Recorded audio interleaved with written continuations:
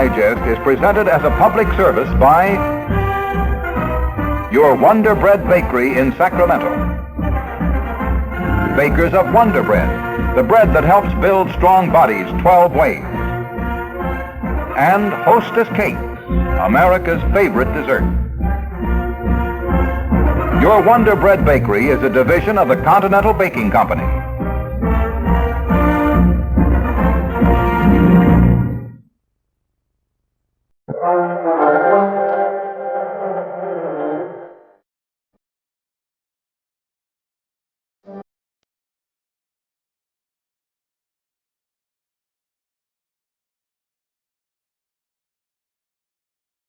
Cosmonaut or astronaut, Russian or American, the pre-launch preparations are much the same. Exercises and drills that discipline the mind and toughen the body for flights into space. It is for such a journey that a Russian spaceman trains in secret in the summer of 1962.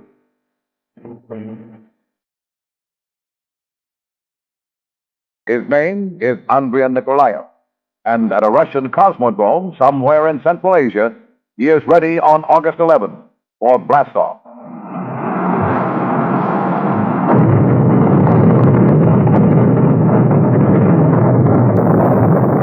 More than 1 million pounds of rocket thrust send the Soviet spacecraft spinning into an orbit that is 156 miles above the Earth at its peak, 113 miles at its low point.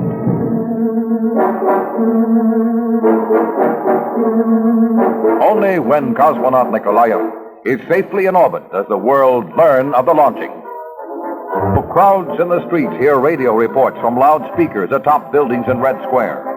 It is a year and 5 days since German Titov orbited the Earth 17 times. The Russian people and the free world listen, wait, and wonder. What is the real purpose and importance of the flight of cosmonaut Andrei Nikolaev?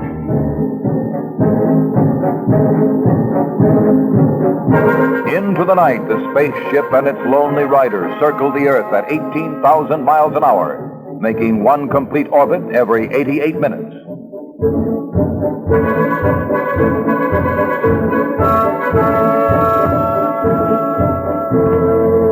Then the first in a series of spectacular space-age achievements. Television pictures of Nikolaev taken electronically in his capsule and relayed to Earth. Viewers see the cosmonaut attempt to tie down his logbook as it floats freely in the eerie world of zero gravity.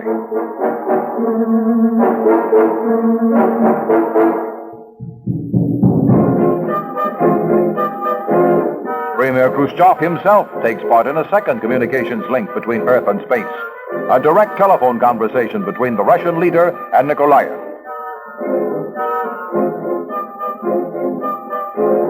The cosmonaut, who begins his broadcasts with the greeting, "This is Falcon," reports all is well with himself and his spaceship. Khrushchev replies, "Я вас слышал, товарищ Николаев. Я вас слышал, товарищ Николаев. Я рад, что у вас хорошее самочувствие и что аппаратура работает." "I am glad to hear that you are fine," says the Soviet premier, "and I wish you a safe return." Совершил такой исторический полет.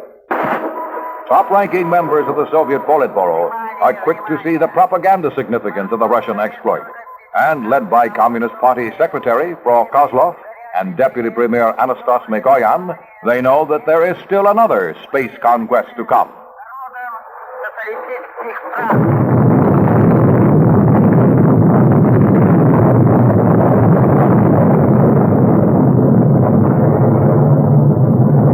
A second cosmonaut, Pavel Popovich, is hurled into orbit 24 hours after Nikolaev. Together they will circle the Earth for 3 days, at one time only 3 miles apart. Each will travel more than 1 million miles in space, ending an historic journey that has taken them out of this world and back by parachuting safely to Earth.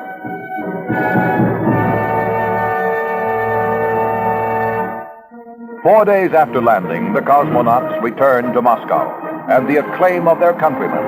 The 32-year-old Nikolaev is on the right, the 31-year-old Popovich at his side, as Russia rolls out a red carpet 100 feet long to welcome them home.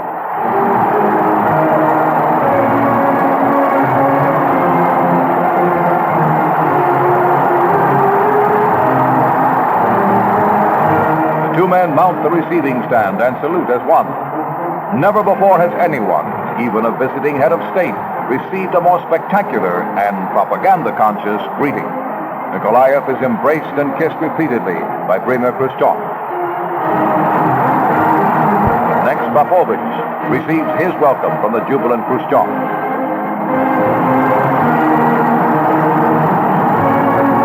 Then a 20-mile trip to Red Square, with Nikolaev at left and Popovich riding in an open car.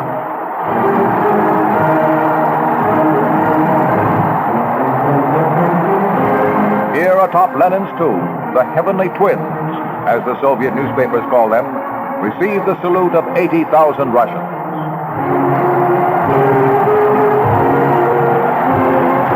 The rest of the world joins too in applauding another milestone on mankind's journey. In America, there is no secrecy, no Iron Curtain, as work is completed on a jewel-encrusted satellite called Telstar, designed to span oceans and link continents through a worldwide television hookup.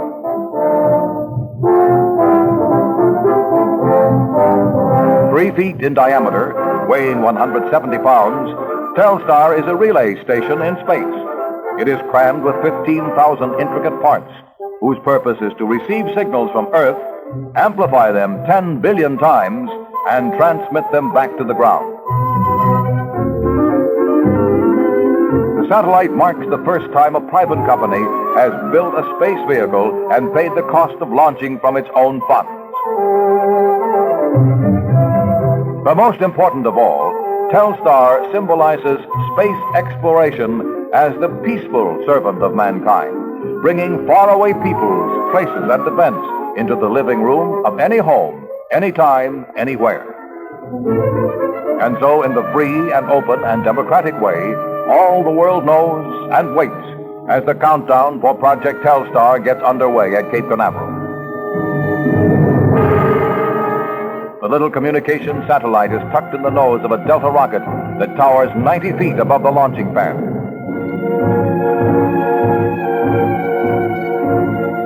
$45 million in research and development, tens of thousands of man-hours.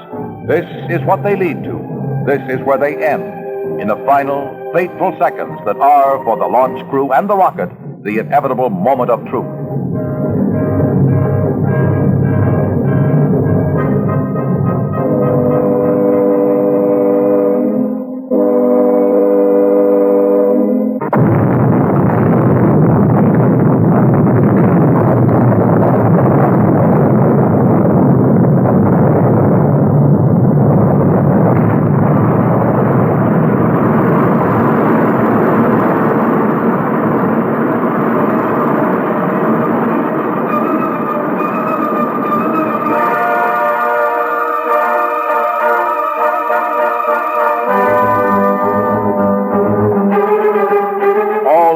Follow the rocket's red glow, waiting for the blinding burst of flame that will signal the igniting of the second stage.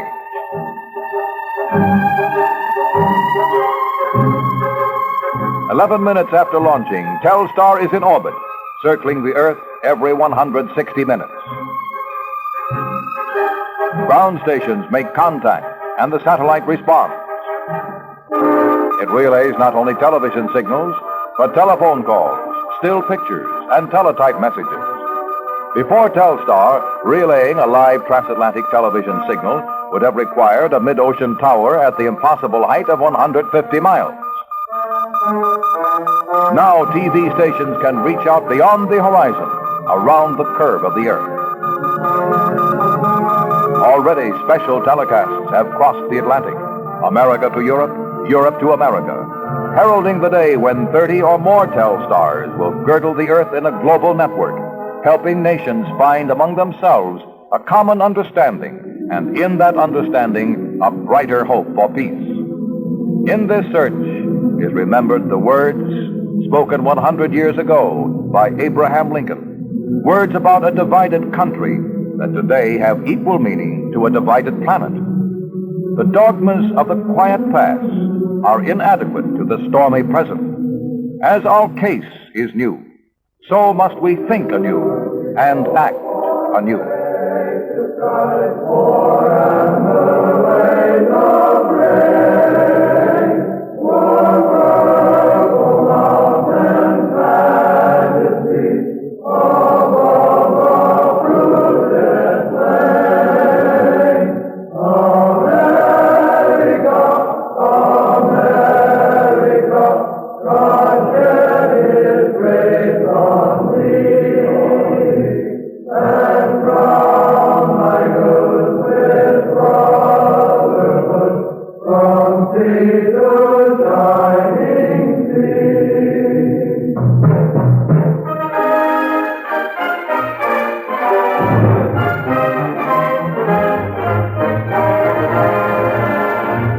Algeria, a land of uncertain future and troubled past, once a colony of Rome, later a pawn for the Vandals, Muslims, and Barbary pirates of the Ottoman Empire.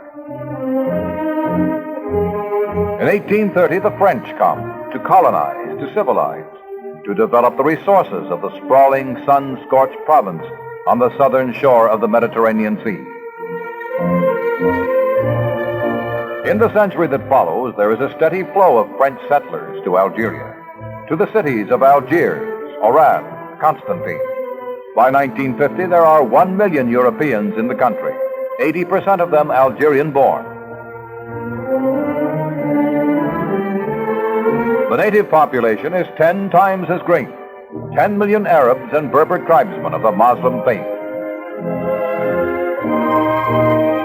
After World War II, Algeria is gripped by the surging nationalism that sweeps across the African continent, sparking the start in 1954 of guerrilla warfare against the French.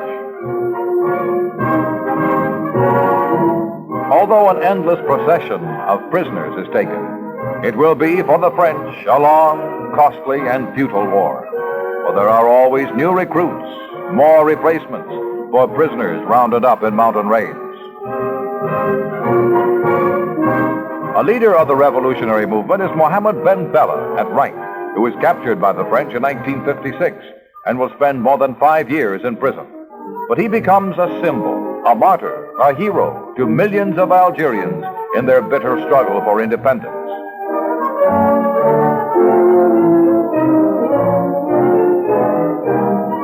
Year by year, the fighting spreads and grows, while thousands die on both sides. Finally, France sends General Raoul Salon, her most decorated soldier, to crush the rebels once and for all. It cannot be done. The French are fighting an enemy that hits and runs and hits again, always at the unexpected time, the unprotected place. And to carry on this losing war, France must keep half its armed forces in Algeria at a cost of $1 billion a year.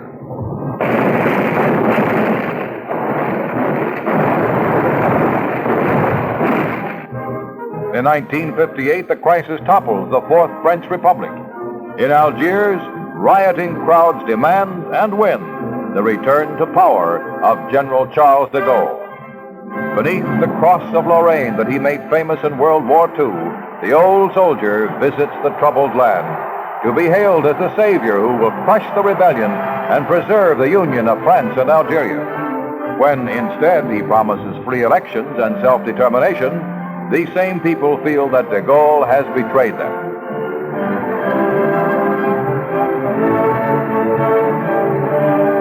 Two years later, in 1960, the discontent flares into open defiance. Paving blocks are torn up and turned into barricades. The insurgents, with army support, take command of half of Algiers, dig in and vow no surrender until de Gaulle backs down on his plan for self-determination. France teeters on the brink of civil war, but de Gaulle stands fast. And finally, the barricades come down. The revolt is ended, and Algeria has taken a decisive step toward independence. The pendulum of power in Algeria is passing slowly, inexorably, out of the hands of the French. But there still remains a hard core of resistance, determined at all costs to keep Algeria French. Their leader is General Salon, and the very same military men who helped de Gaulle to power. Now they appeal to their countrymen to follow them, to go underground, to wage a terrorist war of their own. Hero Salon becomes a hunted criminal. For 2 years, the secret army organization, as it is called, carries on its campaign of death and destruction against the Muslim population. The purpose is to provoke the nationalists into retaliation, to trigger a full-scale rebellion, a rebellion that will force France to take sides with the OAS.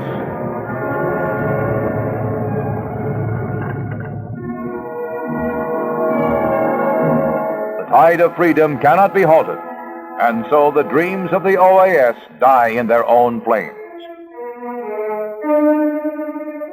Independence for the Algerians means flight for thousands of fearful Europeans, many of them descendants of French settlers who have lived here for generations. Refugees who leave behind them a legacy of closed factories, abandoned farms, shuttered stores, and, most touching of all, the scars of their shattered, uprooted lives. In July 1962, France and Algeria vote on the referendum that will be the final, formal step in breaking their century-old bonds. The results of the voting are a foregone conclusion, an overwhelming endorsement of General de Gaulle and his plea for full Algerian independence. France is free at last from the colony and crises that have cost her so dearly. In Algeria, where more than 90% of the voters cast their ballots for independence, the birth of a nation means not the end, but the beginning of new troubles and new dangers.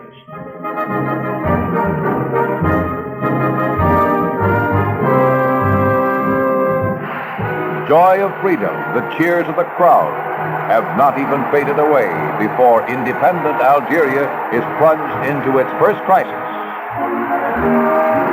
The unrest begins, as in many of the emerging nations of Africa, with a struggle for power between two rival revolutionary leaders. In Algeria, one of these leaders is Benyoussef Benkhedda, premier of the provisional government set up to rule until nationwide elections for a parliament can be held. Benkhedda, who is nicknamed Mr. Everybody, is a moderate, seemingly popular with all the people, a man dedicated to retaining close ties with France and the free world. In a remote village outside Oran is Mohamad Bensala, a man who will challenge Benkhedda's leadership. Bensala is a radical who says he will accept communist support if necessary to win and stay in power. Bensala's strongest supporters are found among the 70,000 men of the Algerian Revolutionary Army, a fighting force equipped with Russian and Czech weapons and indoctrinated by Marxist teachers. Their backing will bring victory to Mohamad Bensala. When his seizure of power is complete, the new strong man comes to Algiers to be hailed by the same crowds who, a few short weeks before, had cheered the now all but forgotten Benkhedda. In Algeria's turbulent infancy, Mohamad Bensala lays down his guidelines for government: one-party rule, socialization of agriculture and industry, and neutralism in foreign affairs. And so it is that Algeria's first election campaign is merely a pretense. There is but one slate of candidates running for parliament, candidates selected and approved by Bensala and his followers. Just as in Iron Curtain countries, voters will be able to only accept or reject the hand-picked candidates. Seldom, if ever, are such nominees turned down. Thus, the flag of an independent nation does not always signal freedom for its people. The Algerians, to whom independence is so new, will find that they and they alone are the guardians of their freedom.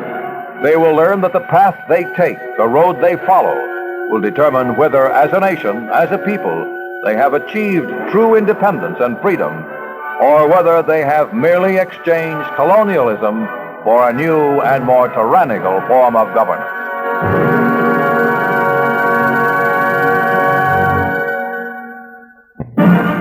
This living record of history in the making has been presented as a public service by your Wonder Bread Bakery in Sacramento.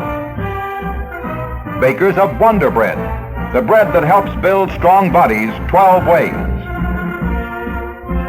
And Hostess Cakes, America's favorite dessert. School and community groups are cordially invited to visit the Wonder Bread Bakery in Sacramento.